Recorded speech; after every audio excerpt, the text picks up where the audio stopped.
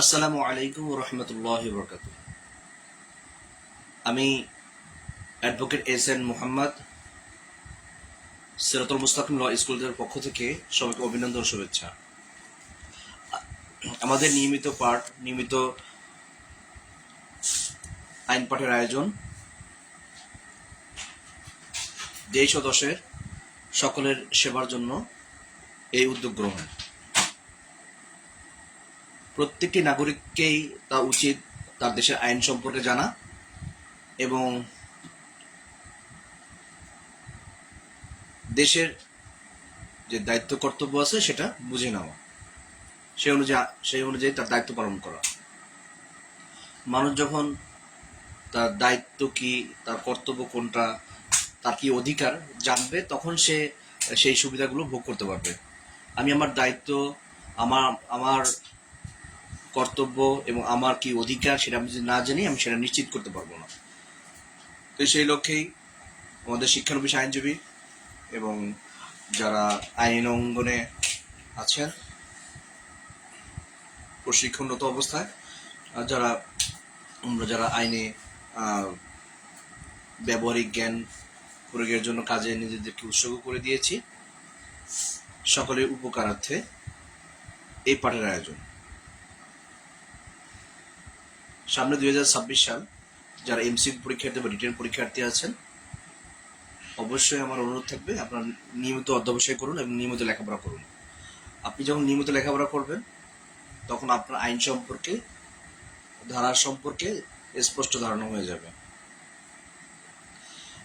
আমাদের নিয়মিত এই পাঠের আয়োজনে আমরা গত ক্লাসে ফৌজদারি কার্যবিধি 1898 ধারা পড়াটা চলমান ছিল। সেই আঙ্গিকে আজকে আমরা ফৌজদারি কার্যবিধির 1898 এর তৃতীয় খণ্ড থেকে আমরা আজকে পড়া শুরু করবো। তৃতীয় খণ্ডে ধারা হচ্ছে 42 থেকে একেবারে 105 ধারা পর্যন্ত,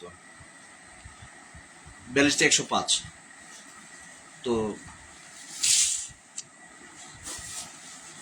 এখানে 4টা অধ্যায় আছে, 4টা অধ্যায় একটু সময় লাগবে, বাট এখানে পুলিশ বা ম্যাজিস্ট্রেটের কি কি কাজ আছে এখানে সম্পূর্ণ এখানে ডিটেলসে বলে দেওয়া আছে। আমরা গত ক্লাসে শিখে এসেছিলাম যে দায়রা আদালত কি কি, ম্যাজিস্ট্রেট আদালত কি কি, তাদের ক্ষমতা কি, তাদের বিচারিক ক্ষমতা কি কি আমরা জেনে এসেছি। সেই সুবাদে আমাদের মোটামুটি অনেক কিছু ধারণা হয়ে গেছে। তো আমরা এবার শিখবো যে পুলিশ বা ম্যাজিস্ট্রেটের করণীয় কি, পুলিশ বা ম্যাজিস্ট্রেটের কি কি কাজ রয়েছে সেই সম্পর্কে আমরা একটা ধারণা নেব।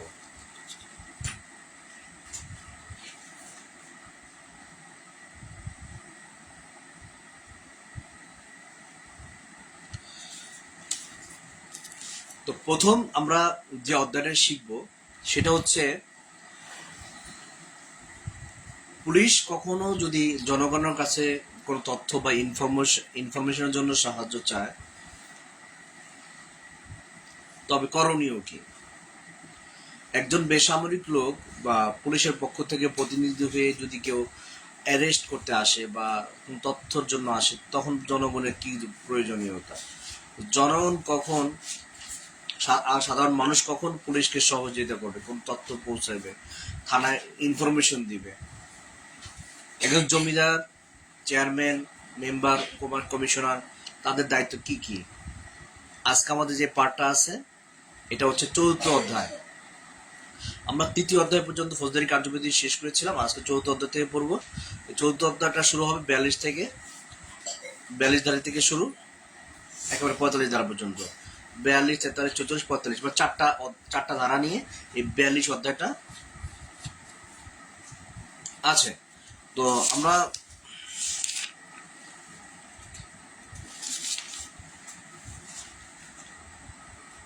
42 থেকে 45, 42 থেকে 105 ধারার মধ্যে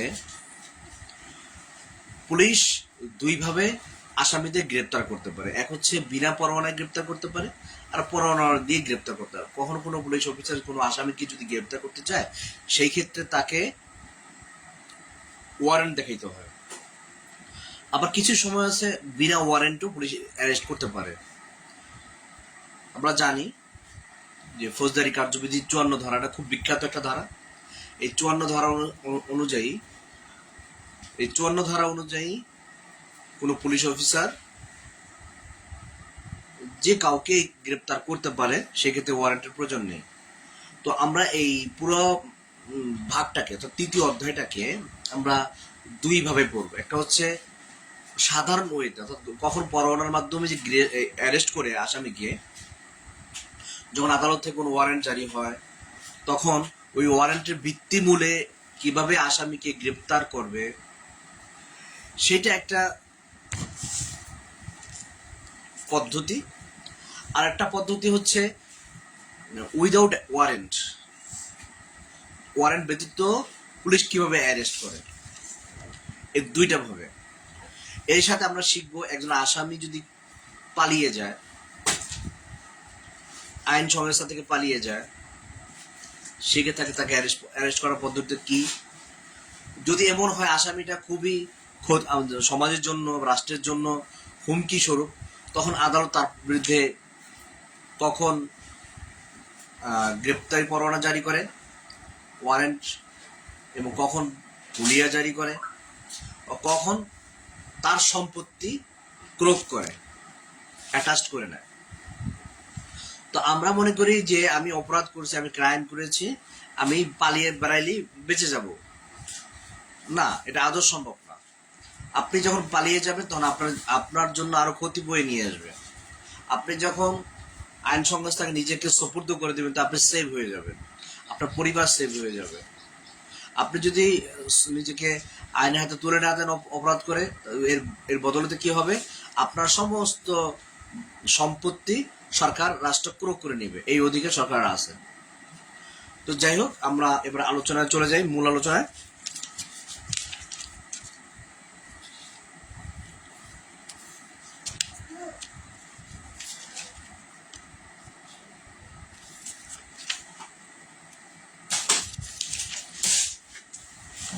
মূল আলোচনাটা হলো এরকম: অপরাধের সংবাদ প্রদান। যদি অপরাধের সংবাদ নেওয়ার জন্য পুলিশ আপনার এলাকায় গেল বা আপনার ওয়ার্ডে গেল, তখন আপনি কি করবেন? জনসাধারণ সাহায্য করবেন। সেকশন 42 জনসাধারণ সাহায্য করবেন। Public when two assist. যে কোনো ম্যাজিস্ট্রেট, জুডিশিয়াল বা নির্বাহী যেটাই হোক না কেন, অথবা পুলিশ অফিসার যুক্তিসঙ্গতভাবে সাহায্য চাইলে প্রত্যেকটি লোক তাকে সাহায্য করতে বাধ্য থাকবেন। এটা আমাদের জন্য duty, responsible. It is our responsible and our duty যে to assist any magistrate, any police officer, any law maker, law authority. তো আমাদের এটা হচ্ছে প্রথম, মানে আমাদের কাজ বা ডিউটি। আমার এলাকায় যদি কোনো ল অথরিটি প্রবেশ করে এবং সে যদি হেল্প চায়, এবং সে যদি যথাযথ পরিচয় প্রুভ করতে সমর্থ হয় যে হ্যাঁ সে একটা আইনের লোক, আমাদের এলাকার মধ্যে কোনো ক্রিমিনাল বা কোনো ধরনের নাশকতাকারী লুকায় আছে, তা সার্বিকভাবে তাকে সহযোগিতা করা, এটা আমাদের first duty and first responsible. Then 43 ধারায় বলেছে যে, সেকশন 43-তে বলছে, পুলিশ অফিসার ছাড়া পরোয়ানা জারিকারী অন্য ব্যক্তিকে সাহায্য দান। পুলিশ অফিসার ছাড়া, একেবারে যে পুলিশ অফিসার গিয়েই যে অ্যারেস্ট করে এরকম নয়। পুলিশের পরিবর্তে পুলিশ ক্ষমতা দিলে যে কেউ অ্যারেস্ট করতে পারে, বা সরকার চাইলে যে কোনো ব্যক্তিকে অ্যারেস্ট করার ক্ষমতা দিতে পারে, কোনো সরকারি গভর্নমেন্ট কোনো কর্মকর্তাকে। তো সেই ক্ষেত্রে পুলিশ অফিসার ছাড়া পরোয়ানা জারিকারী অন্য ব্যক্তিকে সাহায্য দান। পরোয়ানা কিন্তু জারি কে করে? আদালত করে। পরোয়ানা জারি কে করে? আদালত করে। আদালত কার মাধ্যমে করে? কোর্টের মাধ্যমে করে। তো কোর্টে যদি কোনো কর্মকর্তা পরোয়ানা নিয়ে যায়, সেক্ষেত্রে তাকে সহযোগিতা করতে হবে। এই 2% আলাদা police officer executing warrant. Police officer ব্যতীত অন্য কারোর প্রতি পরোয়ানা কার্যকর করার নির্দেশ দেওয়া হলে এবং 3 নিকটে থেকে উক্ত পরোয়ানা কার্যকর করলে অপর কোনো ব্যক্তি তাহাকে এই ব্যাপারে সাহায্য করতে পারবে।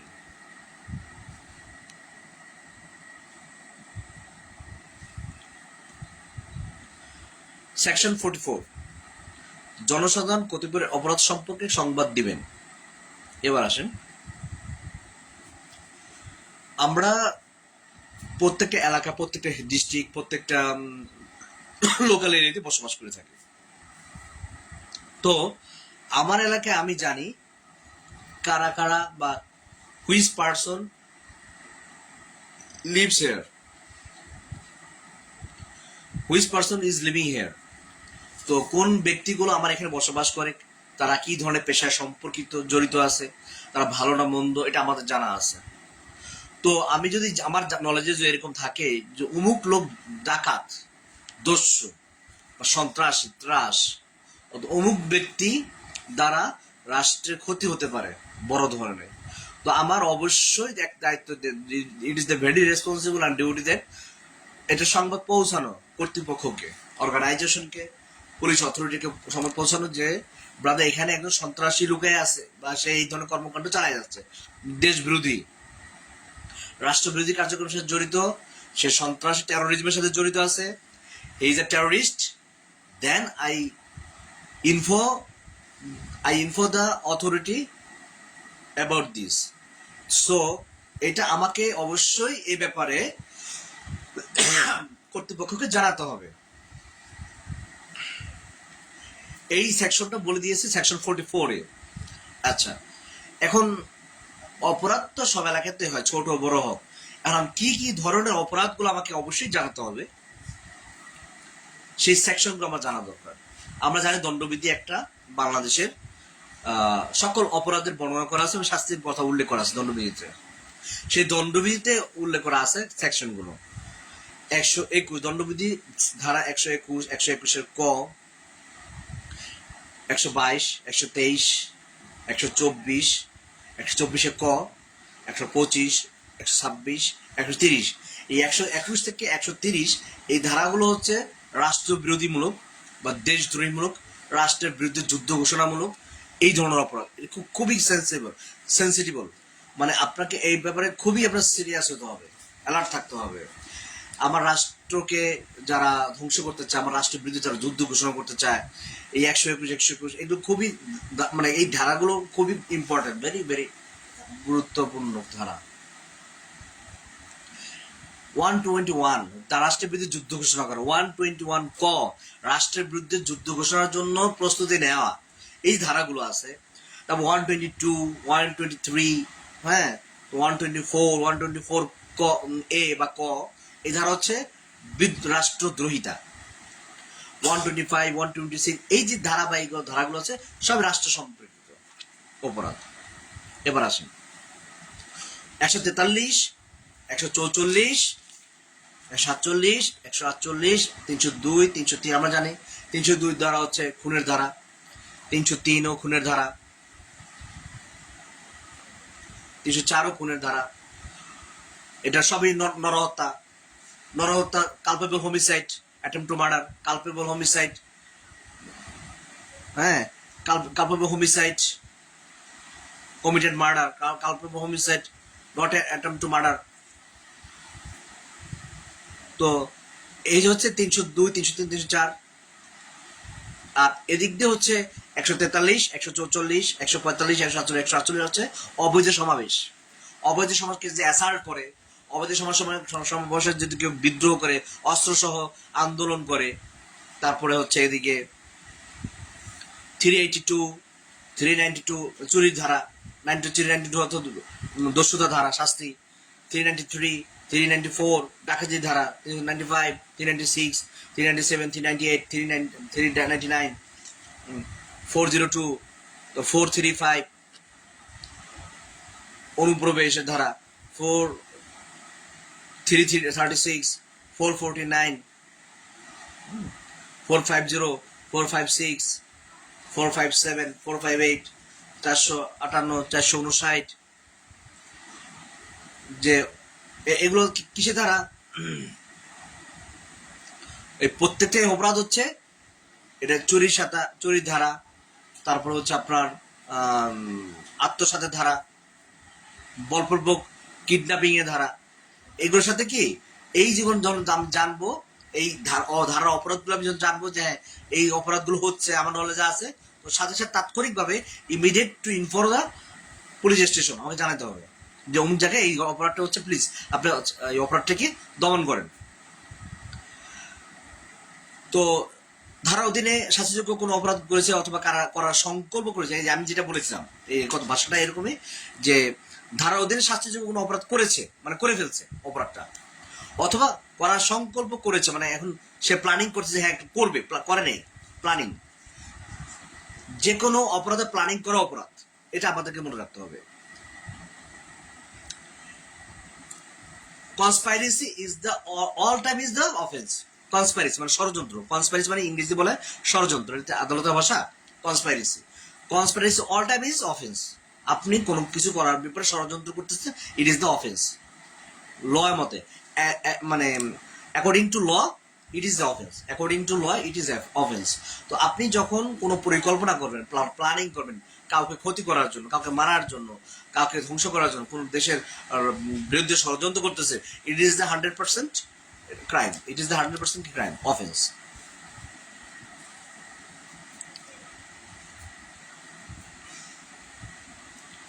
সাবসেকশন 2 যেটা বলছে, এই ধারার উদ্দেশ্য অপরাধ বলতে বাংলাদেশের বাইরে কোনো স্থানে কৃত কোনো কাজ যা বাংলাদেশ করা হলে অপরাধ বলে গণ্য তা বোঝাবে। এখন সিটিজেন অফ বাংলাদেশ, বাংলাদেশের সিটিজেন নাগরিক, সে বাংলাদেশে যে কাজ করলে অপরাধ বলে গণ্য হতো সেটা সে বাইরে করলে সেটা অপরাধ, সেটা বাইরে করলেও it is the crime, it is the crime. আমরা 34 ধারা পর্যন্ত পড়েছি, দেন এবার আমরা পড়বো section 45। It is the last প্যারেক, লাস্ট লোহা গারাত, অর্থাৎ এই 4th অধ্যায়ের 4টা ধারা 42, 43, 44, 45। একজন নাগরিক কি কোন অথরিটি বলে অপরাধের সংবাদ পুলিশকে দিতে পারে, আমরা পড়ে আসলাম 44 ধারা। একজন বেসামরিক লোক যদি কোনো সরকারি কাজে আসে তাকে সহযোগিতা করতে হবে, কত ধারা? এটা 43 ধারা। কোনো পুলিশ অফিসার হোক বা পুলিশ অফিসার প্রতিনিধি হোক তাকে সহযোগিতা করা আমাদের জন্য বাধ্যতামূলক, কত ধারা? 42 ধারা। এরপর আসেন একজন চেয়ারম্যান, একজন কমিশনার, একজন সেক্রেটারি, একজন মেম্বার, ওয়ার্ড মেম্বার বা কাউন্সিলর, তার কি দায়িত্ব? সেকশন 45, এটা বলছে সেকশন 45। গ্রাম প্রধান হিসাব, আমি মূল ধারাটা পড়তেছি বইয়ের ভাষায়। অ্যাজ এ ল, সেকশন 45, গ্রাম প্রধান, হিসাব রক্ষক, জোরদার এবং অপরাপর ব্যক্তিগণ কতিপয় বিষয়ে রিপোর্ট দিতে বাধ্য। আমরা যোদ্ধার শব্দটা এই রিসেন্ট জেনারেশনে আসলে আলোচনা হয় না, হয়তো আপনারা পূর্বপুরুষ আমাদের যারাই ওল্ডেস্ট আমাদের যে পার্সনগুলো আছে তারা এই শব্দের সাথে পরিচিত। যারা আমাদের 90 দশকে যারা প্রবীণ আছেন বা 90 দশকে বা 70 দশকের 80 দশকে, তারা এরকম জোরদার। জোরদার হচ্ছে জমিদার, জোরদার মানে জমিদার, যারা জমির মালিক, এদেরকে জোরদার বলা হয়। আধুনিক সময় এই জোরদার শব্দটা ইউজ করা হয় না, তো জোরদার ও জমিদার। তাহলে আমরা এর বললাম গ্রাম প্রধান, হিসাব রক্ষক, জোরদার, অপরাপর ব্যক্তিগণ কতিপয় বিষয় রিপোর্ট দিতে বাধ্য। বাধ্য, ইট ইজ দ্য ল, বাধ্য।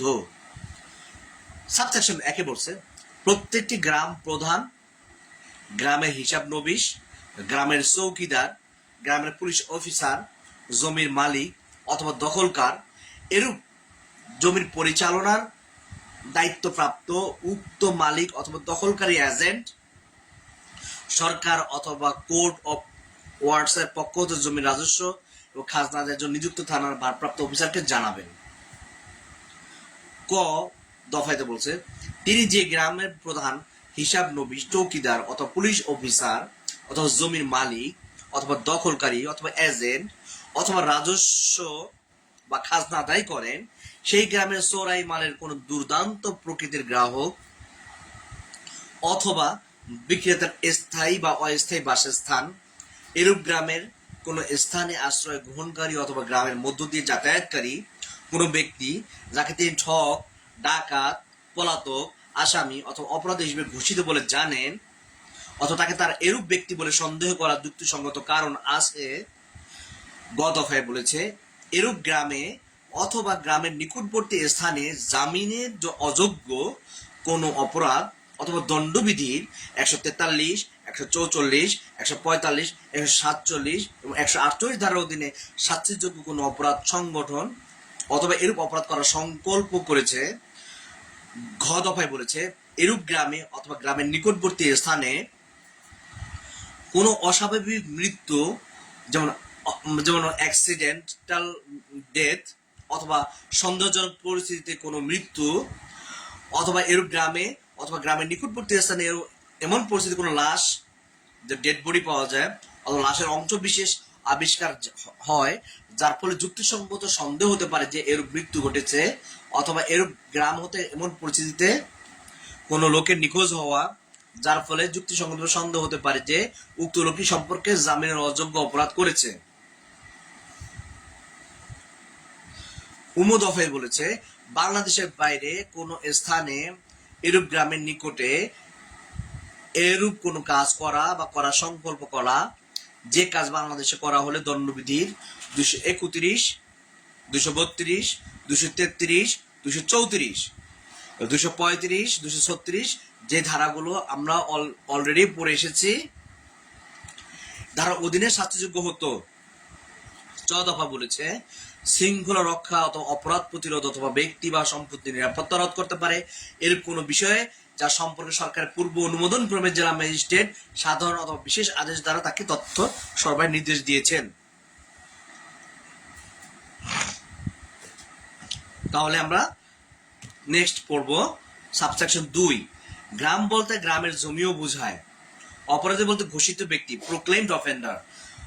ঘোষিত অপরাধী বলতে প্রোক্লেইমড অফেন্ডার বলা হয়, প্রোক্লেইমড অফেন্ডার। তো বলতে সেই সকল ব্যক্তি অন্তর্ভুক্ত করে যারা সরকার কর্তৃক বাংলাদেশে কোনো অংশে স্থাপিত অথবা বহাল কোনো আদালত বা কর্তৃপক্ষ কর্তৃক সেই সকল কাজ সম্পর্কে অপরাধী বলে ঘোষিত হয়েছে, যে কাজ বাংলাদেশে করা হলো দণ্ডবিধির 302, 304, 382, 392, 393, 394, 395, 396, 397, 398, 399, 402, 435, 436, 439, 450, 457, 458, 459, 460 দ্বারা শাস্তিযোগ্য হতো। সাবসেকশন 3 বলেছে উপধারা 3 এই ধারার উদ্দেশ্যে কতিপয় ক্ষেত্রে জেলা ম্যাজিস্ট্রেট কর্তৃক গ্রাম প্রধান নিয়োগ, সরকার কর্তৃক এই বিষয়ে প্রণীত বিধিমালা সাপেক্ষে জেলা ম্যাজিস্ট্রেট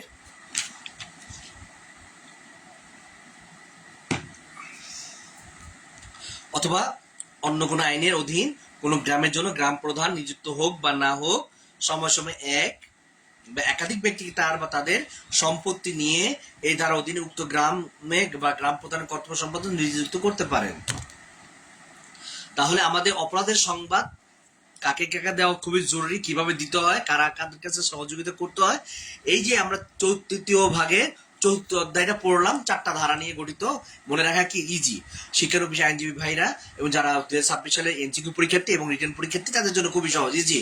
এটা আপনি যতবার পড়বেন বুঝে বুঝে পড়বেন আপনাকে মনে রাখা সহজ হয়ে যাবে, কিন্তু মুখস্থ করতে যাবেন না। অনুরোধ করছি আপনাদেরকে, আইন মুখস্থ জিনিসটা এটা বুঝে পড়বেন, এটা বারবার পড়বেন, এটা মনে রাখার চেষ্টা করবেন, দেন দেখবেন এটা আপনার সহজ হয়ে ইজি হয়ে গেছে।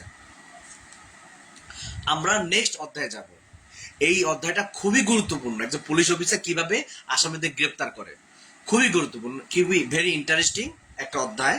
5ম অধ্যায় ফৌজদারি কার্যবিধির 5ম অধ্যায় বলা আছে কিভাবে একটা পুলিশ অফিসার, একজন পুলিশ কর্মকর্তা কিভাবে একজন কয়েদিকে, একজন আসামিকে গ্রেপ্তার করেন ওয়ারেন্ট সহ। মানে আমরা এই ওয়ারেন্ট সহ বা পরোয়ানা সহ, ওয়ারেন্ট মানে পরোয়ানা, ওয়ারেন্ট মানে কি, আর গ্রেপ্তারি পরোয়ানা ইংলিশে বলে অ্যারেস্ট ওয়ারেন্ট। একটা ওয়ারেন্ট হচ্ছে পরোয়ানা ধরার জন্য যে অপরাধীকার, সেটাকে বলে ওয়ারেন্ট বা পরোয়ানা।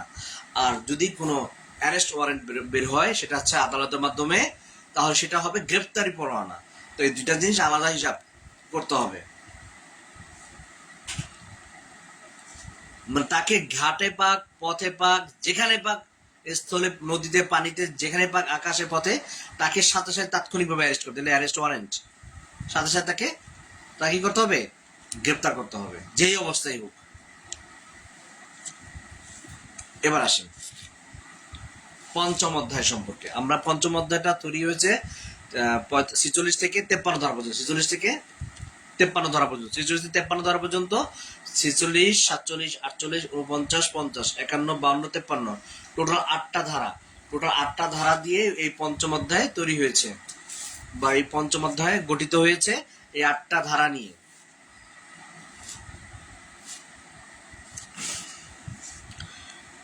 এটা হচ্ছে জেনারেল সিস্টেম বা জেনারেল ওয়ে, জেনারেল, আমরা বলবো জেনারেল জেনারেল ডিউটি, একজন সাধারণ কাজ।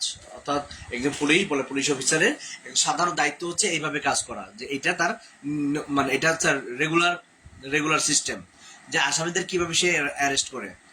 যেমন কোনো পুলিশ অফিসার কাছে একটা ওয়ারেন্ট গেল তো অমুক আসামিকে ধরে নিয়ে আসার জন্য, তো ওই পুলিশ অফিসার ওনাকে গেলেন, বাড়িতে লোকেশনে গেলেন, গিয়ে দেখলেন যে হ্যাঁ উনি আছেন, যে অমুকের পুত্র অমুক, মিস্টার করিম আপনি বাড়িতে আছেন, বা আপনি কি আছেন, বা আপনি কি মিস্টার করিম? তখন মিস্টার করিম বলবে হ্যাঁ আমি করিম। তখন তাকে বলবে আপনি আপনার বিরুদ্ধে পরোয়ানা আছে, আপনি অমুক অপরাধ করেছেন। তাকে শোনাতে হবে কেন তাকে অ্যারেস্ট করা হচ্ছে, যে আপনি অমুক অপরাধ করার কারণে আপনাকে আমরা অ্যারেস্ট করে নিয়ে যাচ্ছি। তো তখন পুলিশ অফিস তাকে অ্যারেস্ট করবেন। কিন্তু এখন দেখা যাচ্ছে এটা হচ্ছে 46 ধারায় বলতেছে, যে 46 ধারা আমরা এখন যে পড়বো নেক্সট ধারা 46 ধারার গল্প এটা, যে তাকে বলতে হবে যে আপনাকে এই কারণে অ্যারেস্ট করা হচ্ছে। ওই ব্যক্তি যদি বলে যে না আমি অপরাধ করি নাই, আপনি আমাকে গ্রেপ্তার করতে পারেন না, তখন পুলিশ তাকে বাধ্য হবে তাকে শরীর টাচ করা, তাকে শরীরটাকে ধরে তাকে অ্যারেস্ট করা। সে তাও যদি না পারে, যদি এরকম হয় যে আসামি ওয়ারেন্ট শুনে বা পুলিশ দেখি দৌড়, মানে আসে না, আসামি পুলিশ দেখে দৌড় দিছে, মানে সে পলায়ন করতেছে, সে পালায় যাচ্ছে, তখন পুলিশ অফিসার তার পিছনে পিছনে তাকে ধাওয়া করতে পারবে ধরার জন্য। এখন ধাওয়া করতে করতে করতে এক সময় ওই লোক কি করলো, একটা এলাকায় ঢুকে গেল বা একটা বাড়ির মধ্যে ঢুকে গেল, তো তাকে খুঁজে বের করার জন্য বাড়িতে প্রবেশ করতে হবে না পুলিশ অফিসারকে। তো এটা বলতে 47 ধারা বলছে। আচ্ছা 46 ধারাটা মূল ধারাটা পড়ে আসে, আমরা গল্প করলাম এতক্ষণ, মূল ধারাটা পড়ে। সেকশন 46 কিভাবে গ্রেপ্তার করতে, অ্যারেস্ট হাউ মেড, কিভাবে গ্রেপ্তার করতে হয়। সাবসেকশন 1 বলছে কথা অথবা কাজের দ্বারা হেফাজতে আত্মসমর্পণ করা না হলে পুলিশ অফিসার অথবা গ্রেপ্তারকারী অন্য কোনো ব্যক্তি গ্রেপ্তার করার সময় তাকে গ্রেপ্তার করা হচ্ছে প্রকৃতপক্ষে তা দেহ স্পর্শ বা আটক করবেন, shall actually trust or confine the body of the person to be arrested. Subsection 2 গ্রেপ্তারের চেষ্টায় বাধা দেওয়া, resisting endeavor to arrest.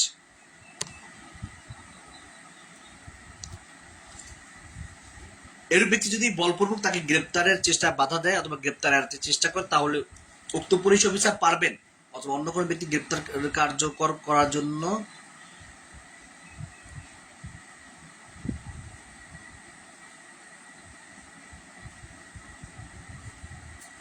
প্রয়োজনীয় সকল পন্থা অবলম্বন করতে পারবেন। সাবসেকশন 3 এই ধারায় এর কোনো অধিকার দেওয়া হয়নি যার ফলে মৃত্যুদণ্ড অথবা যাবজ্জীবন কারাদণ্ড অথবা কারাদণ্ড দ্বারা শাস্তিযোগ্য কোনো অপরাধে অভিযুক্ত নেই এরূপ ব্যক্তিকে মৃত্যু ঘটানো যেতে পারে। অর্থাৎ আপনি এই ধারা অনুযায়ী আপনি চাইলেই কাউকে মেরে ফেলতে পারবেন, আপনি তাকে অ্যারেস্ট করতে পারবেন, ঠিক আছে, ধাওয়াইতে পারবেন বা তার পিছু নিতে পারবেন, কিন্তু তাকে মেরে ফেলতে পারবেন না ডিরেক্ট। তো আমরা সেকশন 46 পর্যন্ত পড়লাম, সেকশন 42 থেকে নেক্সট ক্লাসে আমরা 47 ধারা থেকে পড়বো। তো সেই পর্যন্ত সবাই ভালো থাকেন, সুস্থ থাকেন। আমরা নেক্সট ক্লাসে আল্লাহ চাহে তো আবার দেখা হবে ইনশাআল্লাহ। আল্লাহ আমাদেরকে সেই পর্যন্ত সবাইকে সুস্থ রাখুক, এবং আপনাদের কোনো জিজ্ঞাসা থাকলে অবশ্যই আমার কমেন্টস বক্সে লিখে রাখবেন, আমি তার উত্তর দেওয়ার চেষ্টা করবো ইনশাআল্লাহ। তো এই বলে বিদায় নিচ্ছি। আসসালামু আলাইকুম ওয়া রাহমাতুল্লাহি ওয়া বারাকাতুহু।